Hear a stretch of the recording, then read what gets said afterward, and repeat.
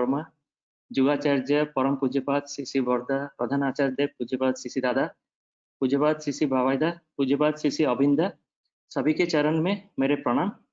और श्रद्धेय गांगुली दा, आज के ये जो ऑनलाइन सत्संग, लखनऊ का ऑनलाइन सत्संग में उपस्थित सभी पवित्र पंजाधारी ऋतिक दादा लोग और वरण्य नवीन प्रवीण कर्मी जितने लोग हैं, जाजक अधूर्य दादा लोग, इष्टप्राण गुरु भ्राता और जितने करुणामयी माता लोग हैं, सबको मेरे आंतरिक जय गुरु। और मेरे बहुत सौभाग्य है आज मुझे आप यहाँ पे सुजोग दिए हैं। और मैं तो हमारे दादा का बात अभी सुन रहा था, ये घटना मैं खुद शायद उस रास्ते में था हिरिंदा के साथ पीछे की गाड़ी में, और वो घटना कभी जिंदगी में नहीं भूलेंगे। जो भी है, ठाकुर जी का महिमा बहुत असीम है, जिसको कोई दो शब्द में वर्णना नहीं किया जा सकता है। जो लोग उनके साथ संग किए हैं आचार्य परंपरा के माध्यम से, श्री बरदा आचार्य दादा, पूजनीय बावादा, पूजनीय अविंदा के साथ संग किए हैं, उनका व्यक्तिगत जीवन में ऐसे घटना घटी है, वही लोग शायद वर्णना कर सकते हैं। मेरा खूब स्वल्प अनुभव है, बहुत ज्यादा दिन हुआ दीक्षा नहीं लिया हूँ, और ये मेरे जीवन में बहुत परिवर्तन आया है। थोड़ा बहुत पालन करके ठाकुर जी के साथ युक्त होने की कोशिश करते करते मेरे जीवन में बहुत सारे परिवर्तन आया है।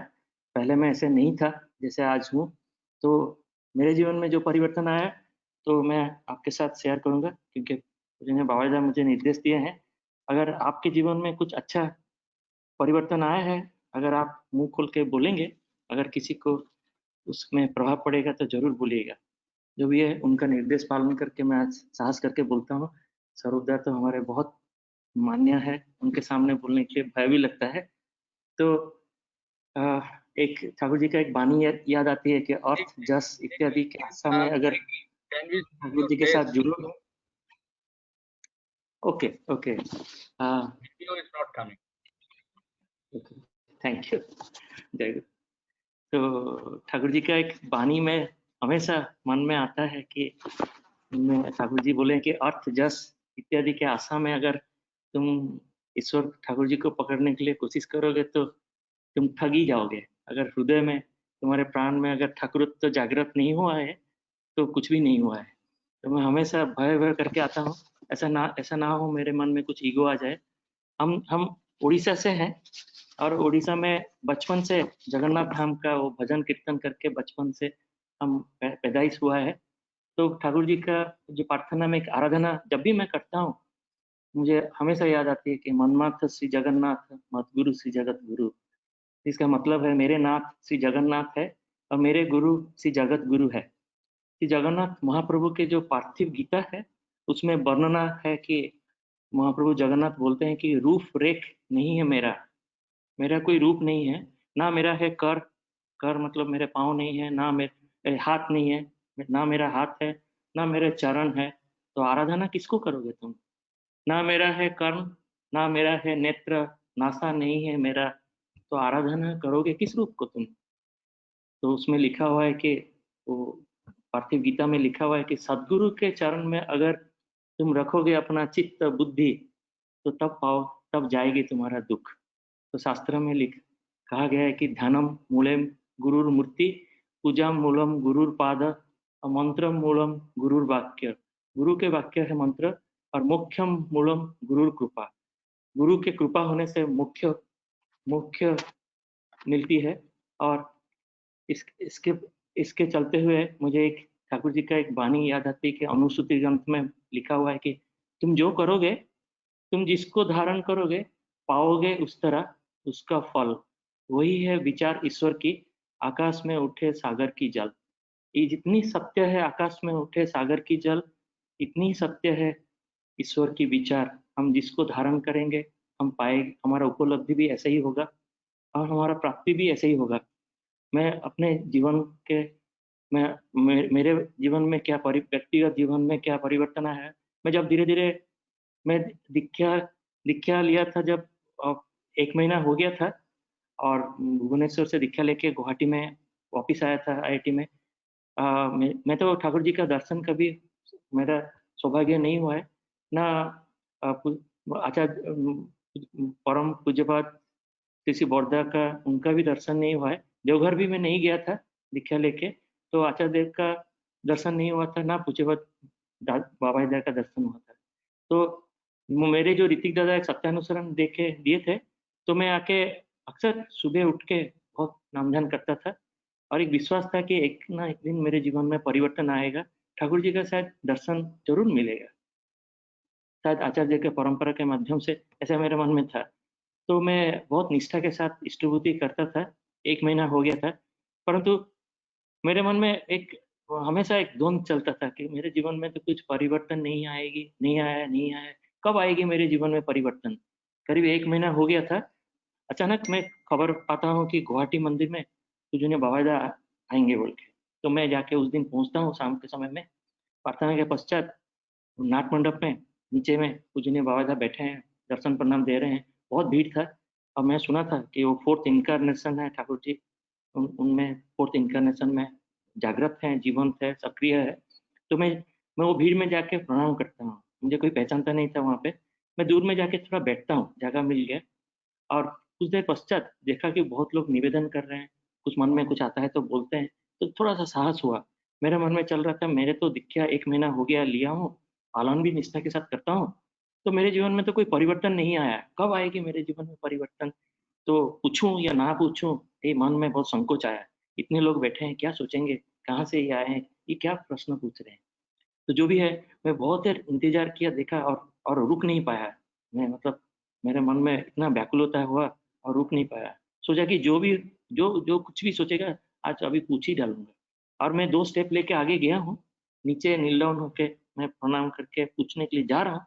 अचानक देखता हूँ, सब लोग पीछे मुड़ के देखते हैं, तो एक गुरु भाई असम के कोई ग्राम से आए हैं, गाँव से आए हैं, दौड़ के आए और एकदम अनस्टेबल थे। आके एकदम साष्टांग प्रणाम होके नाट मंडप में बोलते हैं, "दादा আ বলে আমি তো দীক্ষা নিয়েছি ৩ মাস হয়ে গেল। আমার তো জীবনে কোনো পরিবর্তন আসেনি। কখন আসবে আমার জীবনে পরিবর্তন?" और उनका प्रश्न सुन के मेरा मन बहुत आनंद हुआ कि आज तो मैं बच गया। संकोच जो इतना लाज लगना था, उससे बच गया। परंतु मेरा प्रश्न तो उन्होंने पूछ लिया। कितना देखिए कितना दया करके और उनका मुख से मेरा प्रश्न पूछ लिए। तो मैं बहुत हाथ जोड़ के बैठा हूँ। अभी जो उत्तर देंगे लेकिन उनके लिए नहीं मेरे लिए होगा। बहुत व्याकुलता के साथ चुपचाप बैठा हूँ। अब बाबा साहब उनको पूछते हैं कि आप घर में आप कपड़े धोते हैं? बोले, "हाँ, मैं धोता हूँ।" तो कैसे धोते हैं? ना मैं बाल्टी में गंदा कपड़ा, मैला कपड़ा बाल्टी में पानी में भिगो के डिटर्जेंट डाल के जो सर्फ़ डाल के भिगो के कुछ देर रखता हूँ। फिर उसके पश्चात ना उसमें हाथ में ऐसे मचड़ के फिर नल खोल देता हूँ, टैप खोल देता हूँ। फिर बाबा साहब पूछते हैं उसके बाद जो शुद्ध जल है, जो अच्छा पानी है, वो बाल्टी में गिरता रहता है। कि फिर क्या होता है ना गंदे जो मैला पानी है उछल के बाहर आता है। तो फिर बाबा साहब बोलते हैं फिर उसके बाद ना कुछ देर पश्चात अगर मैं नल खोल के रखता हूँ, कुछ देर पश्चात वो बाल्टी में शुद्ध जल भर जाता है और मैला पानी सब बाहर के निकल जाता है। जैसे ही उनका उत्तर खत्म होता है, उनका बात खत्म होती है, बाबा साहब गंभीर होके बोलते हैं, हमारे जीवन में हम हम जब ये धराधाम में आते हैं, ये जन्म लेते हैं, हम अपने कर्म में, अपने इच्छा पूर्ण करने के लिए हम बहुत सारे गलती करते जाते हैं, बहुत पाप करते जाते हैं। हमारा जो अष्टपाशा जो रिपु है और उसमें हम बंधे रहते हैं, आबद्ध हो जाते हैं, तो हम निकल के आना मुश्किल होता है। हमारे प्राण में इतना गंदगी भरता रहता है कि जब हम ठाकुर जी का दीक्षा लेते हैं, सत मंत्र ग्रहण करते हैं, तो उसको अगर निष्ठा के साथ, धैर्य के साथ पालन करते जाते हैं, तो धीरे-धीरे वो शुद्ध जल की तरह वो हमारा प्राण में भरता जाता है। और शुरू-शुरू में क्या होता है, हमारा दिल में जो गंदगी है, वो बाहर उछल के आता है, तो मन में विभ्राट आता है, होगा कि नहीं होगा, होगा कि नहीं होगा, मैं ईश्वर का प्राप्ति होगा कि नहीं होगा।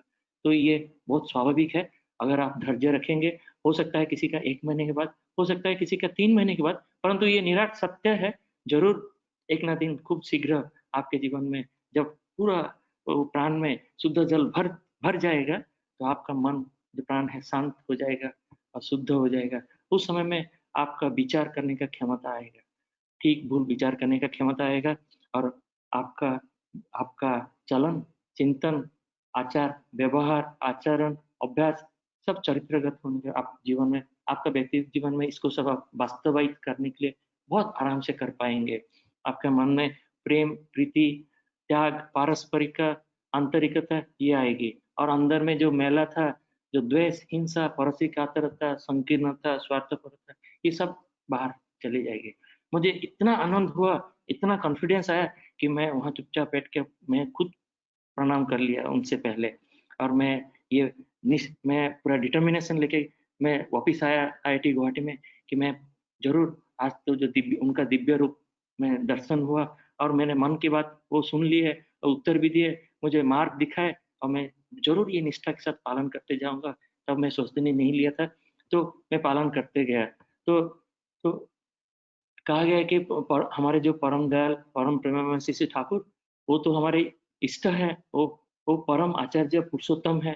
आचार्य के रूप में, गुरु के रूप में वो नरोत्तम धारण करके वो धराधाम में अवतीर्ण हुए हैं। वो अनंत है, वो असीम है, वो निराकार है, वो निर्गुण है। नर लीला वो करते जाएँगे और वो ये उनको उनको वो आचार्य ही वो पुरुषोत्तम को धराधाम में प्रतिष्ठा करते चलेंगे और ये प्रक्रिया अब्याहत रहेगा साल-साल, हज़ार-हज़ार साल, 10,000 साल तक। और इसलिए कहा गया है कि जब हम आराधना करते हैं, ब्रह्म मार्ग प्रदर्शकम, प्रेम भक्ति विनायकम, शांति सुस्ति विधायकम, आचार्य प्रवरम नौमि। आचार्य के माध्यम से, उनके माध्यम से हम श्री ठाकुर जी को अनुभव करेंगे और हमारा सब कुछ उनके माध्यम से ही हम उनको पाएँगे, दर्शन होगा हमारा। तो हमारे जो दादा बोल रहे थे मनुदा हिरिंदा के बारे में, मैं ऐसे ही हमारा श्रद्धेय हिरिंदा के साथ एक बार देवघर गया था और अचानक पूजनीय बाबाजा के सामने हिरिंदा तो बहुत निष्कपट है, इनोसेंट है और ऐसे बातों-बातों में बोल दिया, "दादा, जब हम ठाकुर जी के सामने आते हैं, उनका मूर्ति, उनका फ़ोटो के सामने आते हैं या आचार्य देव जो दादा के सामने आते हैं या आपके सामने आते हैं या हम जब पूजनीय अरविंद के सामने आते हैं, हमारा स्पॉन्टेनियसली हमारा नाम शुरू हो जाता है, ऐसा क्यों है? तो तब बाबाजा बोलते हैं, "আপনি জানেন অনেক ভাগ্যের ফলে হয় दीक्षा, बहुत भाग्य होने से दीक्षा होता है और अनेक अनेक भाग्य होने से होता है इष्ट कर्म और जन्म-जन्म अगर भाग्य होता है, तब होता है हमारे आचार्य संग।" अब तब मुझे महसूस हुआ कि मेरे जीवन में ज़रूर मैं कुछ ऐसे पूर्व जन्म में, इस जन्म में ऐसे कुछ मेरे पिता-माता ज़रूर ऐसे कुछ पुण्य किए होंगे। पिता-माता तो रहे नहीं, तो ज़रूर उन्होंने कुछ पुण्य किए होंगे, तो मैं दीक्षा तो लिया और इष्ट कर्म थोड़ा बहुत जो कोई कुचित कब-कब थोड़ा बहुत करता था, परंतु आचार्य का संग ज़रूर होना शुरू हो गया था। तब इ अ, इससे मुझे बहुत महसूस होना शुरू हुआ, तो अ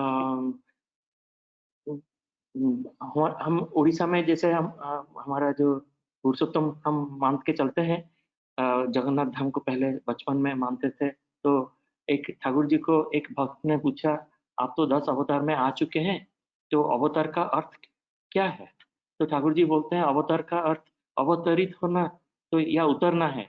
हिंदू मान्यता के अनुसार जब-जब दुष्टों का भार ये पृथ्वी पर बढ़ जाता है, धर्म का हानि होता है, ग्लानि होता है, तब-तब जब मनुष्य उसका कर्तव्य ठीक रूप से पालन नहीं करता है, तब-तब पापियों का संहार करने के लिए तथा भक्त लोगों को रक्षा करने के लिए ठाकुर जी भगवान जो है या तो अपने अंश अथवा पूर्णांश से पृथ्वी पर शरीर धारण करके आते हैं।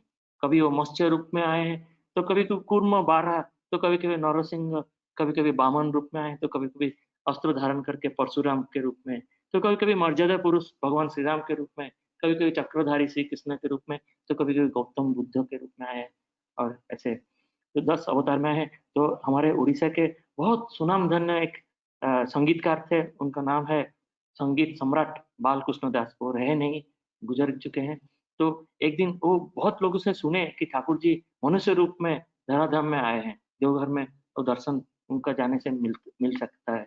तो वो कुछ खबर लेके कुछ गुरु भाई को शायद उनका जानकारी था, तो उनका माध्यम से वो देवघर गए। तो जो जाके ठाकुर जी को प्रणाम करते हैं, प्रणाम करके उठते हैं तो ठाकुर जी उनको बोलते हैं कि एक बहुत एक स्मित हास्य देके बोलते हैं कि आपके बारे में मैं बहुत सुना हूँ। आप बहुत प्रसिद्ध है, संगीत सम्राट है। तो मेरा इच्छा है आप ईश्वर के लिए, एक पुरुषोत्तम के लिए आप एक एक गान कर सकते हैं क्या? एक भजन कर सकते हैं? वो बोले बिल्कुल कर सकता हूँ। तो एक हारमोनियम अरेंजमेंट हो जाता है, वो हारमोनियम लेके वो सामने बैठते हैं। और जब गाना शुरू करने से पहले तो संगीत सुधाकर बालकृष्ण दास बोलते हैं कि आज अभी जो मैं गाना गाने जा रहा हूँ, भगवान जो ईश्वर के पुरुषोत्तम उनके साथ उनके बारे में, तो मैं उनको 10 अवतार को 10 छंद के माध्यम से मैं वर्णना करूँगा, ये गान के माध्यम से। ठाकुर जी बोले, "बहुत सुंदर है, तो शुरू कीजिए।" तो शुरू करते हैं, तो जब वो मत्स्य का रूप में छंद के माध्यम से मत्स्य का रूप को वर्णना कर रहे हैं हारमोनियम बजा के गान में, अचानक आँख खोल के देखते हैं सामने तो ठाकुर जी वहाँ उभान हो गए, अदृश्य हो गए और मत्स्य रूप में उनको दर्शन दिए।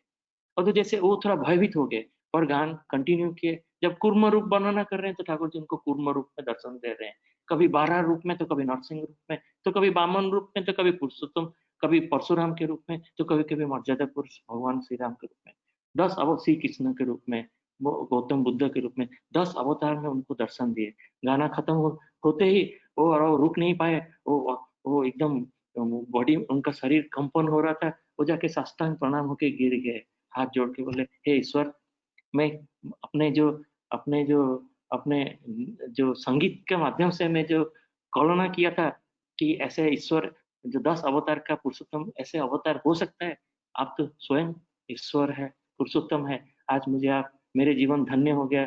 आप मुझे आज ये जो मुझे आज वो इस आप 10 अवतार का दर्शन दे दिए। तो जो भी है, हम लोग जो है इससे समझा जाता है कि हमारा हम तो वही ईश्वर परमपिता के सृष्टि है, रचना है, एक जीवनी शक्ति लेके आए हैं, परंतु हम अपने अपने इच्छा को पूर्ण करने के लिए अक्सर बहुत वृत्ति प्रवृत्ति में आबद्ध होके बहुत भूल करते जाते हैं। मैं भी ऐसे बहुत जीवन में भूल किया हूँ। अ, दीक्षा लेने से पहले, उसके बाद भी किया हूँ। धीरे-धीरे बहुत सुधार आया है। तो ठाकुर जी बोलते हैं हमारा आकांक्षित मंगल हमारे अंतर्निहित संस्कार में है।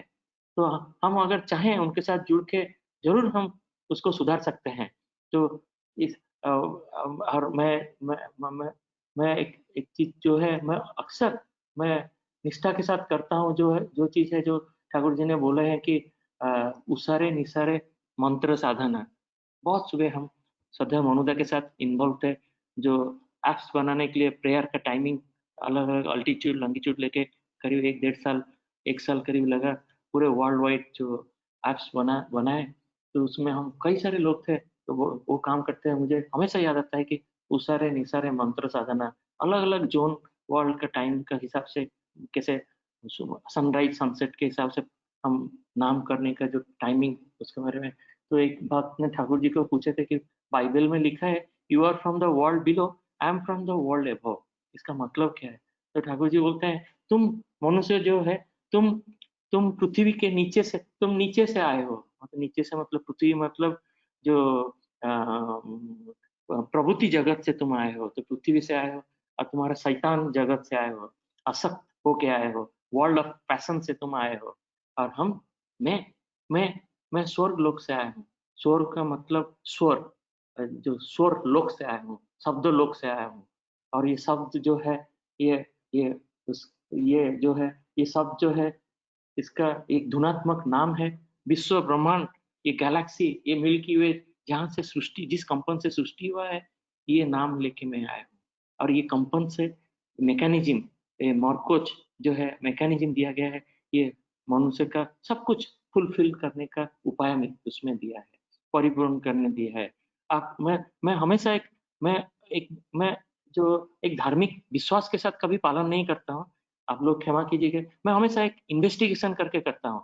मैं कहा अच्छा मैं मन में आता था कि इतना पावर है, तो हम जाके आचार्य जी का संग करते हैं, परंतु खाली नाम करने से, उनको याद करने से अगर इतना पावर है, ये लॉकडाउन के समय में आईआईटी गुवाहाटी में अचानक शाम का समय में प्रेयर करने के समय में उससे पहले नाम-ध्यान करता था, आधा घंटा करीब बैठा था, अचानक एक फ़ोन आती है, हमारे एक गुरु भाई है, जो बैंक में जॉब करते हैं, मैनेजर है गुवाहाटी में, शुरू मुंबई से आए थे, अचानक फ़ोन करते हैं कि सर मुझे थोड़ा प्लीज़ हेल्प मी और बहुत व्यस्त मतलब उतावला उनका मन में था।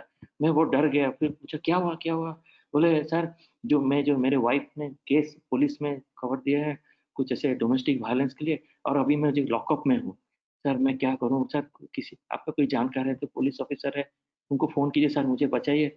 मैं कहा कि जानकार तो है परंतु ऐसे में मैं कैसे बचा सकता हूँ? ठाकुर जी इच्छा नहीं करने से कैसे होगा? तो दुःख भी लगता है, उनका दोनों हस्बैंड वाइफ को मैं पहचानता हूँ, पत्नी को थोड़ा कम पहचानता हूँ, उनके हस्बैंड को पहचानता हूँ और बहुत दुःख लगा। वो बार-बार मैसेज कर रहे हैं और तो सर लॉकअप में हूँ, तो मैं कहा एक ही उपाय है, मैं वो सतनाम कर रहा था और मतलब पूरा मतलब बहुत फ्रीक्वेंसी में मैं नामध्यान करता गया। अचानक मेरे मन में आया कि उनका पत्नी को फ़ोन लगाने के लिए, तो मैं एक मैसेज दिया कि आप आपका घर में सब ठीक-ठाक है तो? तो बहुत देर के बाद वो उत्तर देते हैं कि हाँ, हाँ, सब ठीक-ठाक है। फिर 1 डेढ़ घंटे के बाद वो मुझे फ़ोन करते हैं, उनका पत्नी फ़ोन करते हैं, तो आपका मिस्ड कॉल आया था। मैंने कहा, "हाँ, हाँ, आपके घर में सब ठीक-ठाक है तो?" बोले, "क्यों?" मैं नाम-ध्यान कर रहा था, अचानक आपका परिवार के बारे में याद आया, मुझे थोड़ा-सा ठीक नहीं लगा, कुछ तो अच्छा असुविधा है ऐसा लगा, ठीक-ठाक तो है? बोले, "हाँ, दादा हम सब ठीक-ठाक है।" तो हम फिर नाम करते गए, फिर वो दादा भी मुझे मैसेज कर रहे हैं कि मैं लॉकअप में हूँ सर, किसी भी हालत में अभी मजिस्ट्रेट को मुझे फॉरवर्ड करने जा रहे हैं, तो किसी भी हालत में बचने का हमारा कोई सवाल नहीं है। तो तो आप विश्वास मत कीजिएगा, मैं नाम करता गया, तो करीब रात को 10 बजे उनके पत्नी दोबारा मुझे फ़ोन किए और उनको बहुत समझाया कि आप बिल्कुल ठीक किए हैं। आप जो किए हैं आपकी जगह आप मेरे बहन हैं, आपकी जगह कोई भी होगा तो ऐसा ही करेगा, अच्छा है, उनको जाने दीजिए, अब जेल जाने दीजिए। तो लास्ट में मैं बोला देखिए मैं नाम कर रहा था, मेरे बार-बार ठाकुर जी का, आचार्य देव का मन में आ रहा था, पूजनीय बाबा का मुखमंडल मेरे सामने आ रहा था, मुझे ऐसा लग रहा था वो बोल रहे थे, सब तो ठीक है, जेल तो भेज देंगे, परंतु आपके तो ये स्वामी है ना, आपका परिवार तो टूट ही जाएगा उसके पश्चात, थोड़ा वो सोचिएगा क्योंकि पूजनीय बाबा बार-बार आचार्य देव मेरे माथा में आ रहे थे। तो वो बोले, "ठीक है दादा, मैं कुछ सोचता हूँ।" अब विश्वास नहीं करिए रात को 11:30 बजे वो फ़ोन करके बोल रहे हैं उनका वाइफ़, "सर, मैं अभी घर में खाना बना के मैं पुलिस स्टेशन जा रही हूँ।" मैं क्यों? ना मेरे हम तो सोचते नहीं हैं, मेरे स्वामी तो दिन भर खाए नहीं है, लंच के बाद आए नहीं थे बैंक से, अभी लॉकअप में हैं, मैं जाता हूँ उनको सोचते नहीं का खाना खिलाऊँगा। मैं कहा, "फिर भी आप देखिएगा अगर संभव है तो उनको निकाल के लाइएगा।" वो दोनों निकाल के रात को आए थे अगले दिन, अब वो दोनों फ़ोन करके हाँ, आपके साथ आपके घर में आएँगे। रात को रुके आके और पूरा रात वो स्वामी-स्त्री मेरे घर में पूरे रात जब सुबह होता है प्रार्थना में बैठते हैं, बोलते हैं सर पूरी रात हम नहीं सोए हैं। मैं तो मन में है कि झगड़ा किया, दोबारा हुआ क्या? मैं कहा क्यों? क्यों नहीं सोए? मैं पूरा रात हम दोनों का हाथ पकड़ के हम नामधन किए हैं। हमें ठाकुर जी बचा दिए। देखिए ये नामधन का कितना कितना पावर है। मैं जब-जब परीक्षा करता हूँ, मेरे जीवन में ऐसे ही कुछ था। मैं 2014 में ज ज जापानीज़ यूनिवर्सिटी में गिफ़ू यूनिवर्सिटी में पढ़ाने गया था, काफ़ी लंबा टाइम था। तो पढ़ाने मतलब टीचिंग के साथ-साथ रिसर्च भी करना की इच्छा था। तो एक्सपेरिमेंट करने के लिए तो मेरे जो होस्ट है प्रोफ़ेसर, तो फ्रेंड है, तो मैं बोला मुझे तो ये एक्सपेरिमेंट करना है। तो बोले अच्छा ठीक है, मेरे एक स्टूडेंट को बता देता हूँ, वो आपको हेल्प करेगा। मैंने कहा अच्छा ठीक है, तो कौन है ना ओयामा है, तो इंट्रोड्यूस करा दिया, उनका बहुत अच्छा है। तो he is the intelligent most intelligent student of my lab and he knows everything. मैंने कहा फाइन, परफेक्ट। तो मैं जाके उसके वो प्रोफ़ेसर चले गए, मैं जाके उनको जब पूछा, Oyama so when we should start? Why? What? What do you want? What do you want to learn from here? मैंने कहा I have come from IIT Guwahati India. Go to hell, you go to hell. क्योंकि ऐसे बहुत मुझे बहुत खराब-खराब वो जवाब दिया। मुझे समझ में नहीं आया मुझे क्यों ऐसे उत्तर देता है। और एक दिन ट्राई किया, अगले दिन भी ट्राई किया, बहुत प्यार से बात किया, तीसरे दिन भी ट्राई किया, नहीं हुआ। मैं खबर लिया लैब से, बाकी स्टूडेंट से, जितने पोस्ट डॉक साइंटिस्ट थे उनसे खबर लिया, "ओयामा ऐसे क्यों ट्रीट करता है?" बोले, "वो सबको करता है।" मैं क्यों? ना वो उसका मन में बहुत विद्रोह है और ये है क्योंकि विच्छेद हुआ है। मैं कहा, "क्या हुआ है?" ना वो बचपन में उसके मदर जो father his father was a Korean, mother was a Japanese, father was a Christian, mother was a Buddhist, तो he was the only child, वो अकेला बच्चा है और बचपन में उनका विच्छेद हो गया है, डिवोर्स हो गया है और उसके पश्चात वो फेलोशिप, स्कॉलरशिप बहुत कष्ट करके पार्ट टाइम वर्क करके वो पढ़ा है। तो इसलिए जब भी कोई उसको प्यार से बात करता है, वो उसको गुस्सा आ जाता है। मैंने कहा 3 दिन ट्राई कर लिया, कुछ भी नहीं हुआ, तो मेरा मन थोड़ा खराब था। मैं गेस्ट हाउस में रूम में बैठ के मैं सुबह प्रार्थना के बाद मैं जब सत्यानुसरण पढ़ा, अचानक जो वाणी उठा, जो निकला उसमें पढ़ना क्या तो लिखा है कि अगर आपका शत्रु भी है, तो आप उसको डाला भेजिए। कुछ उसको कुछ गिफ्ट या कुछ ऐसे सोवेनिर जाके दीजिए, निमंत्रण कीजिए, खाने के लिए बुलाइए। मैंने कहा अच्छा, तो मैं भी आज परीक्षा करके देखता हूँ। हमेशा मन में एक इन्वेस्टिगेशन था, क्योंकि इतना विश्वास नहीं था एक्चुअली दीक्षा लेके। तो हम कहे कि ठीक है, तो हम गए लैब में, उसको जाके जब अप्रोच किए, फिर वही गुस्सा, वो रिएक्ट कर रहा है। मैंने कहा actually this time I have not come to ask for your help. So why you are asking me? No, I have come to invite you. मैं आपको आज डिनर के लिए इनवाइट करने को बुलाया हूँ। बोला अच्छा ठीक है। So why you want to invite me for dinner? मैं कहा we Indian we have the culture of inviting people. Okay. तो मेनू में क्या रहेगा? मैं इंडियन करी। करी सुन के बहुत खुश हुआ। थोड़ा सा स्माइल दिया। तो okay I am coming at night 10:30। बारिश हो रही थी और मैं रूम में बहुत अच्छा था, जितना कोशिश किया था बना के रखा था। वो जैसे ही आके मेरे रूम में एंट्री करता है, देखता है टेबल के ऊपर ठाकुर जी का फोटो रखा हुआ था स्टडी टेबल में, कंप्यूटर के लैपटॉप के पीछे साइड में। तो एक तरफ देखता है कि आचार्य देव का फोटो रखा हुआ है, इस तरफ कुछ ने बाबा का फोटो रखा हुआ है। वो मुझे पूछता है who is he your father? मेरा स्पॉन्टेनियसली मेरा आंसर है कि no no he is not my father. Then who is he? No he is more than my father. So what do you mean by more than my father? No he is my supreme father. Oh really? What do you mean कि supreme father? No he is the living God. And who is the person in the right hand side? No, is he your elder brother? No, he is more than my elder brother. No. Then what do you mean by more than my father, more than my father, more than my elder brother? Okay, they are my supreme father. They are the incarnation. They are the living God. Only living God? Do you think God is living? Okay, of course, I have seen them living. तो बोले can you show मी? मैं तो थोड़ी देर के लिए चौंक गया। Okay अच्छा क्यों? बोला रिमेंबर साहू सेंसे। सेंसे भी बोल रहा है कि टीचर को, प्रोफेसर को, टीचर को बोल रहा है सेंसे बोलते हैं जापानीज में। Sahu sensei please remember you told you have both of them are your supreme father. They are your supreme father. If you don't show me your supreme father, living God in front of you and me, I'm going to slap you. और मैं तो बहुत डर गया, क्योंकि वो बहुत गुस्से वाला है और कभी-कभी किसको रिएक्ट भी करता है। मैं नहीं जानता जापानी सिस्टम में मारा-मारी भी हो जाता होगा। ये तो मैं कहा अच्छा ओके फाइन, तो बोल तो दिया, लेकिन मन में अब चला कि आज तो मार खाऊँगा। तो मैं अचानक नाम-धाम शुरू हो गया था, नाम शुरू हो गया था, अचानक मैं एक व्हाइट टॉवल बिछा दिया नीचे। मैं कहा भाई तुम यहाँ बैठ जाओ। Oh really? व्हाई? मैं कहा now I will try to connect to my living lord. बोले रियली? By how? मैं कहा मंत्र को मैं उनको जापानीज में बताया कि ऐसे कुछ प्रोसेस है। उसके बाद ओके फाइन मेडिटेशन। मैं कहा या।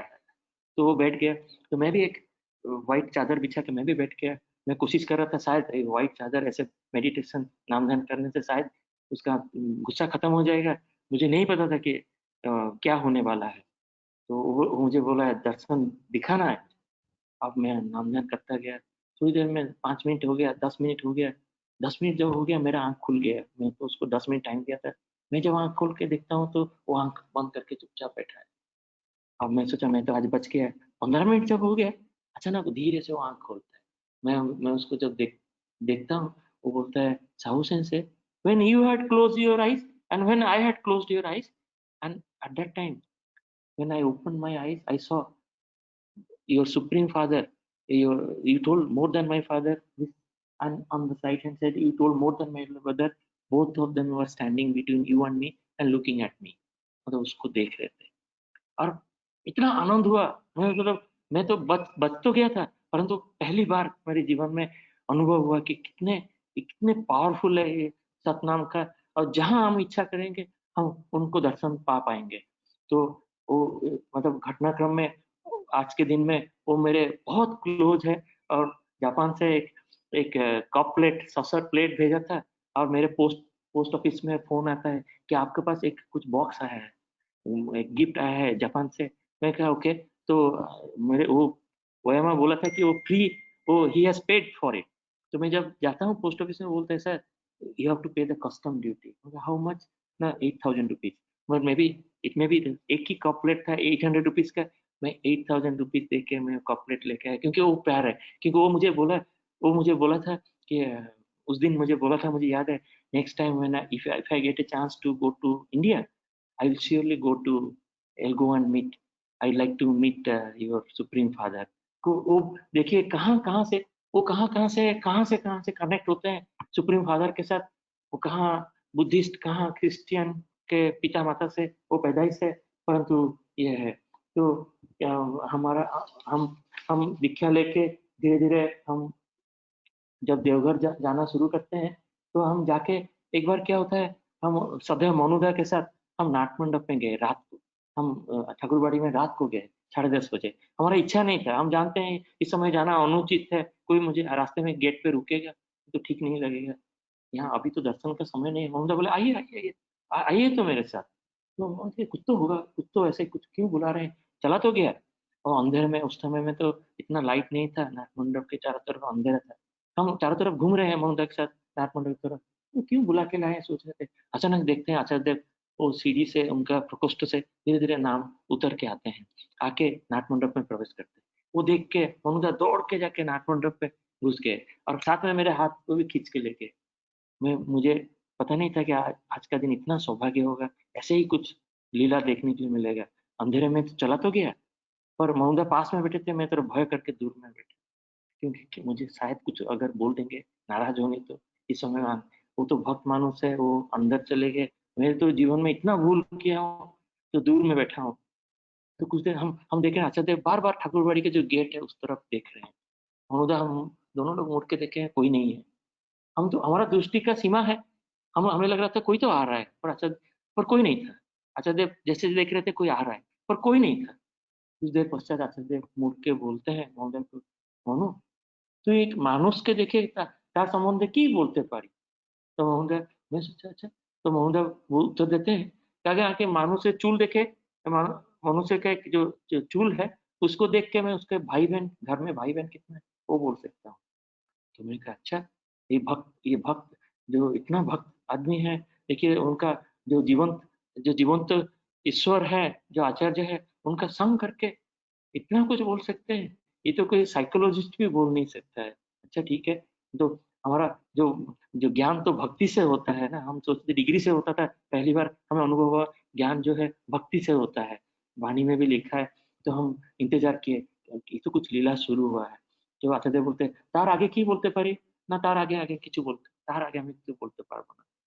जब समर्पण करते हैं, आचार्य देव खूब गंभीर होके बोलते हैं, "তুই জানিস আমি যখন একটু মানুষকে দেখে কি বলতে পারি?" আমি एक्चुअली মানুষের मुख देखे ना, मैं जब मेरे सामने कोई मनुष्य आता है, तो उसका मुख मैं नहीं देखता हूँ। हर मनुष्य का शरीर से एक वेव निकलता है, एक तरंग निकलता है, तो तरंग को मैं अनुभव कर पाता हूँ।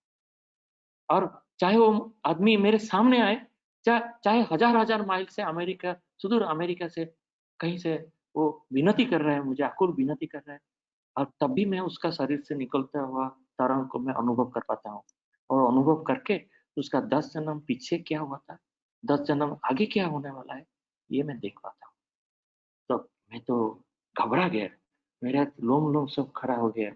मैं क्योंकि मैं सुबह मैं जाके वहाँ प्रणाम जब किया था, तो मैं तो दू सेकंड टाइम देवघर गया था, मैं जब नाथ मंडप के सामने आचार्य देव को प्रणाम किया था, तब वो देखे कि वो किसी और के साथ बात कर रहे थे। मैं सोचा मेरा प्रणाम तो स्वीकार नहीं हुआ। मैं वहाँ खड़ा रहा। मैं दोबारा प्रणाम किया, तब भी नहीं रखे। मैं हमारा तो ज्ञान का बहुत सीमित सीमा है। हम उसी हिसाब से इन्वेस्टिगेट करते थे। थर्ड टाइम भी प्रणाम किया। तब एक गुरु भाई वहाँ बोले थे, खड़े थे, बोले, "आपका तो प्रणाम कई बार हो गया ना, आप जाइए, बैठिए ना।" मेरे मन में चल रहा था, "तो देखे नहीं तो प्रणाम कैसे करें?" परंतु जो अंतर्यामी है, उस दिन रात को मुझे पता चला, वो प्रणाम तो फॉरगेट अबाउट हम प्रणाम कर रहे हैं। वो तो हमारा मेरे 10 जन्म पीछे क्या हुआ था, 10 जन्म आगे क्या होने वाला है, वो देख पाते हैं। ऐसे बहुत सारा घटना है। मैं और एक बार और वो आचार्य देव असम आए थे और तेजपुर के आस-पास में एक अंजन है, जो सदैव रतिन इंजीनियर है, उनका गाँव उधर है। शाम के समय में प्रार्थना से पहले और आचार्य देव आके उपस्थापन होते हैं तेज मंदिर में। काफ़ी भीड़ है और वो भीड़ में और मंगल का समय मैं वो नाट मंडप में चला गया था। वहाँ जाके आचार्य देव का प्रणाम किया और मैं दूर में बैठा हूँ। सामने मनुदा बैठे हैं, इस तरफ डॉक्टर सुधादा बैठे हैं और मैं खुद मेरे आँखों से ये घटना देखा हूँ और अपनी ज़िंदगी में कभी नहीं भूलूँगा ये घटना और मैं पहली बार नाट मंडप में जाके इतना करीब में बैठने का मौका मिला था और बैठा हूँ और उस दिन आचार्य देव का वहाँ रुकने का पूरा प्रोग्राम बना है, आयोजन है, सब गुरु भाई, गुरु माता इतना सुंदर से सजाए हैं, सब आयोजन किए, कितना आनंद होगा। आनंद में हम सब इतना उनका मुखमंडल दर्शन करके सान्निध्य लाभ करके कितना आनंद हो रहा था, चुपचाप मैं बैठा था हाथ जोड़ के। परंतु अचानक आचार्य महोदयকে বলতে, "মনু, আজকে কিন্তু আমি এখানে থাকবো না, আমি गुवाहाटी चले जाऊँ।" ये सुन के महोदय का मुख एकदम अवसाद हो गया। मुख का आप देख सकते हैं इतना दुःख हो गया कि सोच नहीं सकते। और पूरा दिन मैं जानता हूँ महोदय खाए नहीं थे। एक टोपा जल भी ग्रहण नहीं किए थे। उनके मन में था आचार्य रुकेंगे, तो वो ग्रहण करेंगे तो रात को कुछ खाएँगे। तो देखिए भक्त का मन जब दुःख हो जाता है, कष्ट हो जाता है, तो आचार्य देव उनको शायद समझाने, मैं तो ऐसा ही सोचा कि आचार्य देव शायद उनको समझाने के लिए बोले, परंतु आचार्य देव उनको बोले, "मनु, তুই কি আজকে কিছু খেয়েছো?" মনু बोले, "हाँ, आज्ञा है, मैं খেয়েছি।"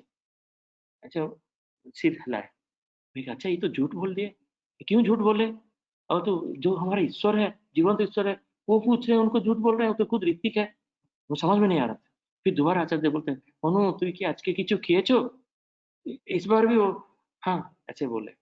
इस बार थर्ड टाइम आचार्य देव सुधादा को पूछते हैं, "सुधा, মনুকে জিজ্ঞাসা করতো, উনি কি কিছু খেয়েছেন?"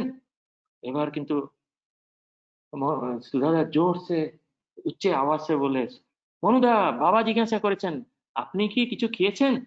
মনুদা बोले, "না, আমি খাইনি।" मैंने कहा, "अरे! एक जो सुधादा को सत्य बोल रहे हैं, आचार्य देव को झूठ बोल रहे हैं।" कुछ देर पश्चात आचार्य देव गंभीर होके बोलते हैं, "তুই কি ভাবছো? আমি তোমার सामने বসে আছি? तुम क्या सोच रहे हो तुम्हारे सामने मैं दृश्य हूँ? दृश्य तो मैं हूँ, परंतु मैं यहाँ नहीं हूँ।" मुझे कुछ समझ में नहीं आया। मैं थोड़ा आगे आके कोशिश किया सुनने के लिए।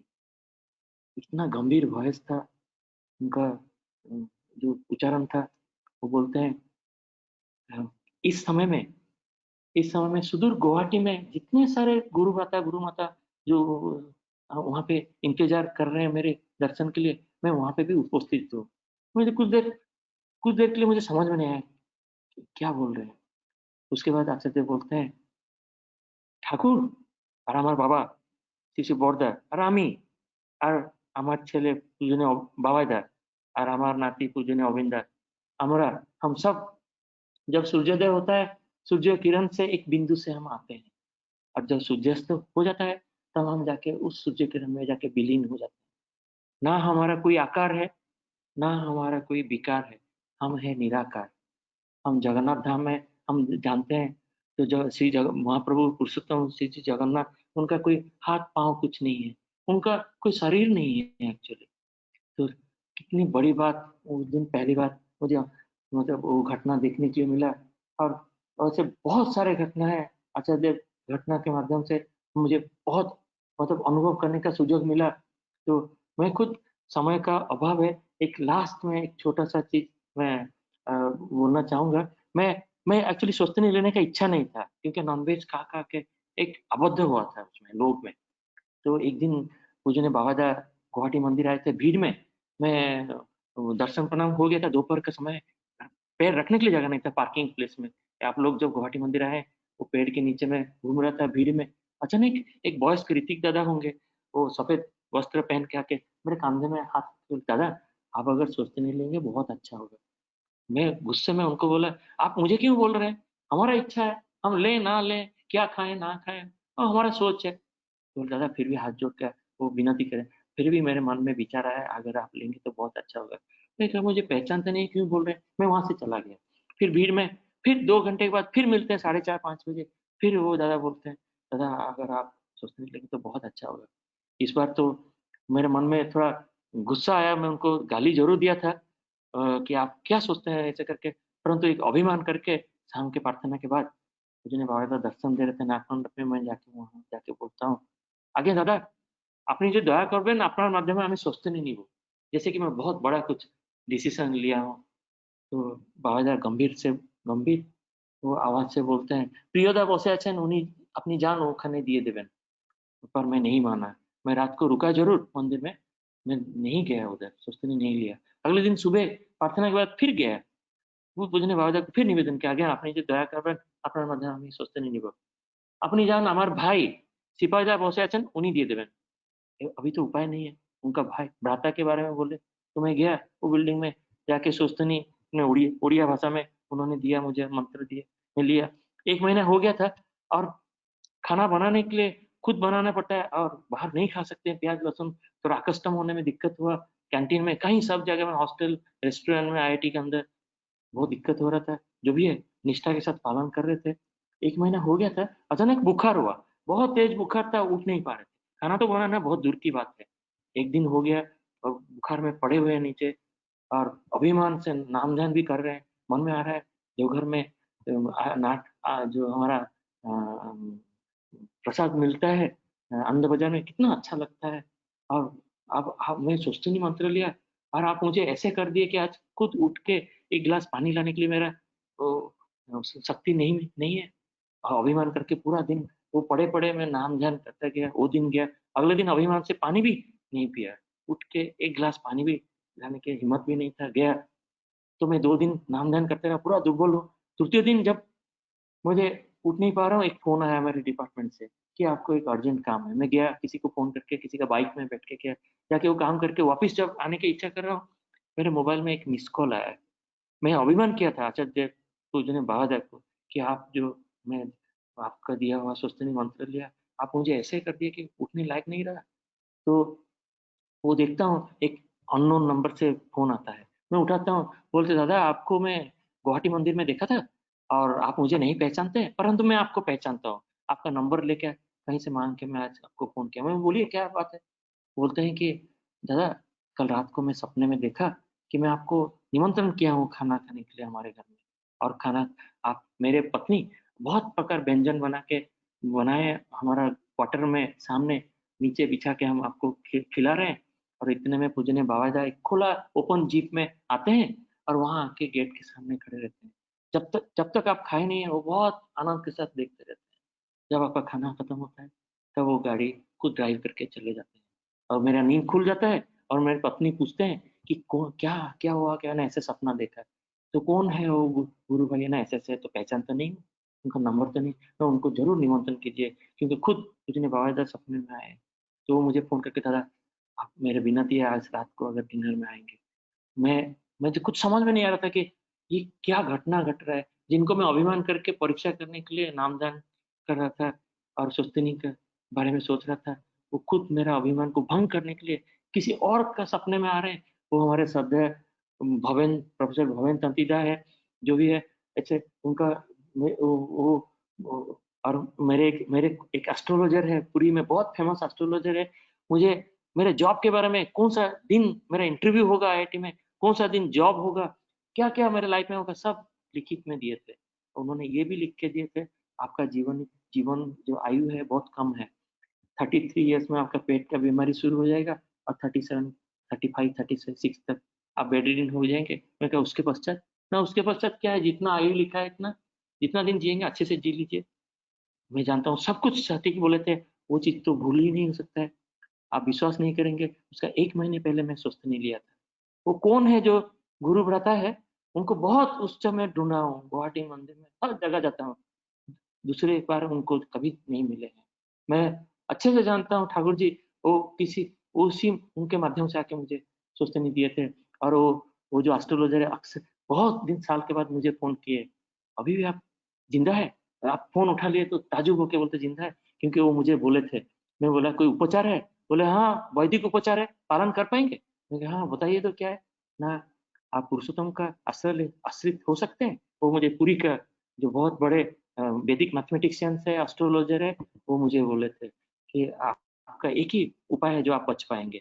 आप अगर पुरुषोत्तम का आश्रित लेंगे, मैं कहा पुरुषोत्तम कौन है? वो मुझे गाली देके बोले, "जगन्नाथ धाम आके बोल के श्री श्री जगन्नाथ को यहाँ धाम में आके उनकी जगह आके बोल रहे हो पुरुषोत्तम कौन है?" वो नहीं जानते थे कि मैं दीक्षा ले चुका हूँ और पुरुषोत्तम का आश्रित ऑलरेडी हो चुका हूँ 1 साल पहले और 2 मिनट लूँगा, तो फिर मैं बोला, "खाली पुरुषोत्तम का आश्रय लेने से हो जाएगा?" बोले, "नहीं, उसके साथ-साथ अगर आप मांस, मच्छी, प्याज़, लहसुन पूरी ज़िंदगी भर छोड़ देंगे, तो आप बच जाएँगे।" और वो 1 महीने पहले स्वस्थ नहीं लिया, वो भी उनको पता नहीं है। तो जो भी है, एक एक छोटा-सा घटना 2 मिनट में लास्ट में बोलूँगा, ये लॉकडाउन से पहले दिल्ली गया हुआ था, सुबह उठ के नाम-ध्यान करके प्रार्थना करके बैठा हुआ था। उस दिन पता नहीं पूजनीय अविंदा के बारे में बहुत याद आ रही थी। 2 ढाई महीने हो गया देवघर नहीं गए, जाने से दर्शन होगा, कितना आनंद होगा। तो एक गुरु बहन भुवनेश्वर से फ़ोन कर रहे हैं, एमएससी बायोटेक्नोलॉजी कर रही है। पिछले साल किट में सिस्टर प्रसंग करने के समय में उनका नंबर मिला था, वो नंबर मेरे से ली थी। तो अक्सर मैं पूजनीय अविंदा के बारे में, पूजनीय बाबाजा के बारे में कुछ-कुछ लिखता रहता था। उनको उनको मोटिवेट करने के लिए। तो गुरु बहन फ़ोन करती बोलती, "सर, बहुत साल बाद मैं देवघर बचपन में गई थी और बहुत साल बाद देवघर गई फ़रवरी 29 को, इस बार फ़रवरी 29 था और मेरे अंकल जो है बहुत बड़े सर्जन हैं, न्यूरो सर्जन है भुवनेश्वर में, वो ऋतिक है और उनके साथ में मैं गई थी और एक बहुत बड़ा घटना हुआ, जो पहले आपको बोलने का मेरा इच्छा हुआ। मेरे माता-पिता को मैं नहीं बोला। मैं बोला, "बोलो क्या हुआ?" बोले, "हम पूजनीय बाबा देव को दर्शन प्रणाम करके एक निवेदन था मैरिज के बारे में, कितना सुंदर समाधान दिए। जब वो दीक्षा स्वस्तिनी देने के लिए बाबा देव वहाँ से निकल गए, तब मैं नाथ मंडप की तरफ गई, आचार्य देव का दर्शन पाने के लिए। जब मैं ठाकुरबाड़ी में एंट्री करती हूँ, वो बहन बोल रही है जब मैं एंट्री करती हूँ, राइट हैंड साइड में देखता हूँ काफ़ी भीड़ है, जो आप लोग जानते हैं कैंटीन है। मैं देखती हूँ कि पूजनीय अविंदा बैठे हैं। बहुत लोग वहाँ प्रणाम कर रहे हैं। फिर मेरे मन में आया कि मैं प्रणाम करूँगी कि नहीं करूँगी? क्योंकि वो तो उम्र से मेरे से कम है। वो तो शायद ग्रेजुएशन करते होंगे, मैं तो पोस्ट ग्रेजुएशन हूँ। तो ये सोच के मैं वहाँ प्रणाम करने नहीं गई। मैं कहा अच्छा? फिर बोले तो? तो बोले मैं वहाँ खड़ी रही साथ में, नहीं गई। मैं देखा बहुत उम्र के आदमी भी वहाँ प्रणाम कर रहे हैं। तो बोले उसके बाद मैं वहाँ से नाट मंडप की तरफ चलने लगी और जाते-जाते फिर दोबारा जब देखती हूँ, अविंदा की तरफ देखती हूँ तो कुछ ना अविंदा दाढ़ी रखे हैं। तो मेरे मन में आया दाढ़ी क्यों रखे हैं? ठाकुरबाड़ी में तो आचार्य देव पूजनीय बाबा सबको बोलते हैं पुरुष लोग के दाढ़ी नहीं रखने के लिए, उनके सुपुत्र दाढ़ी रखे हैं। तो ये दोनों में वो बहन बोल रही है कि मेरे तो शायद कुछ डाइजेस्ट नहीं हो रहा था। मैं वहाँ नहीं रही और मैं निकल गई। मैं नाट मंडप जाके प्रणाम करके वहाँ आचार्य का सानिध्य संग लाभ करके बहुत आनंद हो रहा था, आनंद हो रही था और थोड़ी देर में देखता हूँ आधा घंटे के बाद पूजनीय अविंदा वहाँ पीछे के द्वार से नाट मंडप में प्रवेश करते हैं। वहाँ से शायद उठ के जब आए हैं, प्रस्थान करके आए हैं, उनके साथ जितने सारे वहाँ भीड़ था, जो गुरु भाई लोग थे, सब लोग वहाँ से यंग बच्चे, लड़के सब आए थे, सब वहाँ पीछे-पीछे आए थे। जब जाके जब वहाँ एंट्री करते हैं, सब लोग आचार्य देव को प्रणाम करके पूजनीय अविंदा को प्रणाम करते हैं। वो बहन बोली, "मैं भी प्रणाम किया।" मैं कहा, "अच्छा, क्यों किए?" बोले, "नहीं, बाय डिफ़ॉल्ट सर मैं किया।" सब लोग कर रहे थे। मैं कहा, "अच्छा।" बोले, "सर, परंतु किया तो प्रणाम।" प्रणाम करके जब उठ के देखती हूँ, तो पूजनीय अविंदा क्लीन शेव्ड है। उनका कोई उनका कोई दाढ़ी नहीं है। तो ये देख के वो ताज्जुब हो गए। डर डर के मारे वो एकदम कंपन हो रही है। बोले, "सर ये क्या हुआ? शायद पूजन अविंदा मेरे बात सुन लिए क्या? मैं तो रास्ते की इस तरफ सोच रहा था और मेरे मन का बात वो कैसे सुन लिए?" वो क्लीन शेव होके आए। थोड़ी देर में मैं लेकिन साइंस के हिसाब से सोचा, वो तो वहाँ से उठ के आए, अपने रूम भी तो नहीं गए, शेव कब हो गए? परंतु देख तो रही हूँ वो सेव होके है। ये मैं सोच रही हूँ, वो बहन बोल रही है मैं ये सोच रही हूँ, इतने में एक सुदूर बंगाल से एक वयस्क ऋतिक दादा आके आचार्य देव को प्रणाम करते हैं। तो वो मुड़ के देखती है, जब आचार्य देव को प्रणाम करके जो पूजनीय अविंदा को प्रणाम करते हैं, तो अविंदा बोलते हैं, "আপনি কি ভালো আছেন?" বলে, "আজ্ঞা আপনার দয়াতে আমি ভালো আছি।" তো বলতে, "আমার একটু প্রশ্ন আছে।" দাদা আজ্ঞা বলেন। না, তুলসী পাত্তা, ছোট তুলসী পাত্তা আর বড় তুলসী পাত্তার মধ্যে কি তফাৎ? मतलब तुलसी पत्ता, छोटा तुलसी पत्ता, बड़ा तुलसी पत्ता के भीतर में क्या फ़र्क है? तो ইনস্ট্যান্টলি বলতে हैं, আগে আদা কোনো তফাৎ নাই, কোনো फ़र्क नहीं। सुगंध किंतु एक रकम। तुलसी पत्ता चाहे छोटा हो या बड़ा हो, सु सुगंध किंतु एक रकम। वो बहन जब ये सुनती है, वो एकदम कंपन में झर-झर करके आँख से आँसू आ जाता है और वो सोचती है मैं कितनी बड़ी गलती कर दी, गिल्टी फ़ील कर रही है, कितनी बड़ी गलती कर दी, जो उनके शिष्य हमारे परम दयाल, परम प्रेमानंद ठाकुर के जो 5th इन्कार्नेशन है, वो बाल्य रूप में है, तो उनको मैं अपनी उम्र के हिसाब से कलना किया, कितनी बड़ी भूल कर दी, वहाँ प्रणाम नहीं किया। ये सोच के वो रो रही है, तो अविंदा बहुत স্মাইল রেখে বলে, "কি, কি ভাবছো? আমি সবসময় এরকম থাকি।" और दोपहर में उसको रास्ते में मिले, तो उसका हाथ पकड़ के उसको कितना सारा सुंदर उसका आगे क्या करोगे, कितना सारा सुंदर समाधान दिए। ये घटना यहीं पे खत्म नहीं हुई, ये घटना को मैं फ़ेसबुक में लिखा। मुझे बहुत इतना उस दिन दिल्ली में बैठे-बैठे इतना आनंद लगा, मैं बैठ के फ़ेसबुक में लिखा। बहुत लोग पढ़े और एक गुरु बहन मुझे फ़ोन की मालदा से। वो एमएससी आईटी में इन्फॉर्मेशन टेक्नोलॉजी में एमएससी की है। वो पूजनीय अविंदा का निर्देश से वो मेरा सौभाग्य है, आशीर्वाद दिए थे, तो मुझे मेरा नंबर मुझे कॉन्टैक्ट करने के लिए बोले थे कुछ पीएचडी आगे। तो मुझे फ़ोन किया, "सर, আমি तो मैं तो पढ़ा फेसबुक सर बहुत अच्छा लगा पूजना मंदिर के बारे में ये घटना, कि क्या लीला है, सर बहुत आनंद हुआ। परंतु सर मेरे मन में एक प्रश्न है, आप तो लिखे हैं" वो बहन बोली, "वो सुबह नाट मंडप में क्लीन शेप में वो पूजनीय अविंदा उनको अपने रूप दर्शन दिए, ठाकुर जी का जो ये जो प्रश्न था ऐसे ही उत्तर दिए। परंतु सर मैं फ़रवरी 29 को मेरे माँ के साथ मैं फ़रवरी दोपहर को मैं देवघर में पहुँची हूँ और मैं पूरा दिन शाम को मैं ढूँढी हूँ, तुझे अविंदा को दर्शन पाने के लिए नहीं मिला। रात को 10 साढ़े 10 बजे तुझे अविंदा अपने दोस्त लोगों के साथ वो गैरेज से जब ठाकुरबाड़ी में प्रवेश करते हैं तब रास्ते में मिल गए। अब मैं जाके भूमिष्ठ होके उनको प्रणाम करती हूँ, तो मेरे हाथ पकड़ के वो आधा घंटा मुझे बात किए। पीएचडी 3 साल में होगा और उसके पश्चात तुम ठाकुर जी का काम करोगे ये सब बोले हैं। परंतु शायद आधे घंटे में अच्छे से मुझे याद है, उनका तो दाढ़ी था। अब दिन में कैसे ये घटना है, दाढ़ी वो बहन कैसे बोली? थोड़ी देर के लिए मैं भी चुप हो गया क्योंकि मुझे भी समझ नहीं आया। क्योंकि हम आदमी हैं, मनुष्य हैं तो मनुष्य रूप में सोचते हैं। हमारा सीमा सोचने का सीमा कितना सीमित है। तो उसके पश्चात मुझे ध्यान आया कि देखो बहन, ये तो ना तुम सोच पाओगे ना हम सोच पाएँगे। इसको हम एक्सप्लेन नहीं कर सकते। वो किसको किस रूप में किसको जब मन का जो प्रश्न है किसको किस रूप में उत्तर देंगे, वो वो तो वही लीला करते हैं, ईश्वर करते हैं। वो ईश्वर है। तो वो बहन बोले साहब आप तो ठीक ही बोल रहे हैं। जो भी है बहुत सारा ऐसे सदा मनुदा, सदा हिरेंदा, काजूदा उनके साथ देवघर जा के आचार्य के साथ संग कर पाके सानिध्य लाभ करके तो जो ना बाबा के ऐसे बहुत सारा घटना है। हम जब प्रश्न किए हमें ऐसे तब हमें उत्तर मिला है और उम, तो जो भी है बहुत आगे जा और भी बहुत निष्ठा के साथ पालन करना है। अभी तो एडमिशन लिया है, तो ठाकुर जी बोले एडमिशन लेने से स्टूडेंट नहीं बन सकते, तो मंत्र पाठ करने से ईश्वर को पा नहीं सकते और पालन करना होगा। उनका दिया हुआ मार्ग जजन, जाजन, इष्टवृत्ति और सदाचार, सौजन्य पालन करना होगा निष्ठा के साथ और तब आएगा हमारे मन में बदलाव। जो भी है मैं बहुत कोशिश करता हूँ आप लोग के साथ आज जुड़ के और भी बहुत उद्बुद्ध हुआ हूँ। हमारे स्वरूपदा का एक पैसिफिक वो सत्संग हो रहा था, वो गाड़ी में बैठ के इतना सुंदर ठाकुर जी की बात बोले, मैं वो आफ्टरनून था यहाँ पे इंडिया में मैं बैठ के सुन रहा था। मेरा एक क्लास चल रहा था, क्लास स्टूडेंट को बोला I will take some other time. I cannot ignore something which is going to change my life. मैं मैं सुन रहा था श्रद्धेय स्वरूपदा का और भी पहले भी सुना उनका बात, उनके जीवन में वो एक्सीडेंट का घटना और वो सुन के मेरे शरीर में कंपन होता है। जो भी है बहुत अच्छा लगा आप लोग के साथ जुड़ के और आप सभी का मैं ठाकुर जी का चरण में मैं निवेदन करूँगा आप सबका जीवन मंगलमय हो, आप सब सुख शांति में रहे और आपको देख के, आपका चलन देख के आप आपके पारिपार्श्विक में सब लोग ठाकुर जी को युक्त होने के लिए इच्छा प्रकट करें और हमारा सबका जीवन बहुत आनंदमय हो। ये कह के मैं आप यहाँ पे विराम दूँगा। वंदे पुरुषोत्तम, वंदे पुरुषोत्तम, वंदे पुरुषोत्तम।